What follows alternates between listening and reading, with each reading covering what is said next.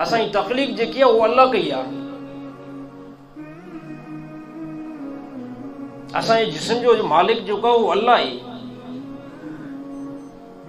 असांजी हयाती जो जेको कंट्रोल आहे ख़ुदा जी ज़ात जे हथ में आहे। असां कुझु नथा करे सघूं। इरादनि खे केरु थो रोज़ चेंज करे? रोज़ मुंहिंजो इरादो थींदो आहे त मां जेको आहे त शहर वेंदुमि, शहर नथो वञा, थींदो आहे न ईअं। सुभाणे असां वेंदासीं लाड़काणे, सुभाणे न वेंदा आहियूं। 27 तारीख़ वेंदासीं कराची, छाजे खां एट ए टाइम 27 तारीख़ तव्हां कराची न वञी सघंदा आहियो? सुभाणे तव्हांखे ॾींदासीं 10 लख रुपया, सुभाणे ते 10 लख जेको आहे ज़बान कईसीं उहो न ॾेई सघियासीं। मालूम थियो तव्हांजे मथां हिकु वॾी ताक़त वारी ज़ात मौजूदु आहे जेके तव्हांजे इरादनि खे चेंज बि करे।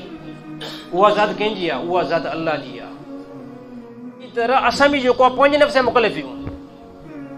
मां इन टाइम निमाज़ पढ़ां थो, हज कयां थो, ज़कात ॾियां थो, पंहिंजे नफ़्स खे पाक कयां थो, पंहिंजे नज़रुनि खे जेको आहे बदनज़री खां बचायां थो, पंहिंजे जिस्म में जेको आहे तक़वा खे इख़्तियार कयां थो। कंहिं माण्हू खे फ़ाइदो न आहे हिते।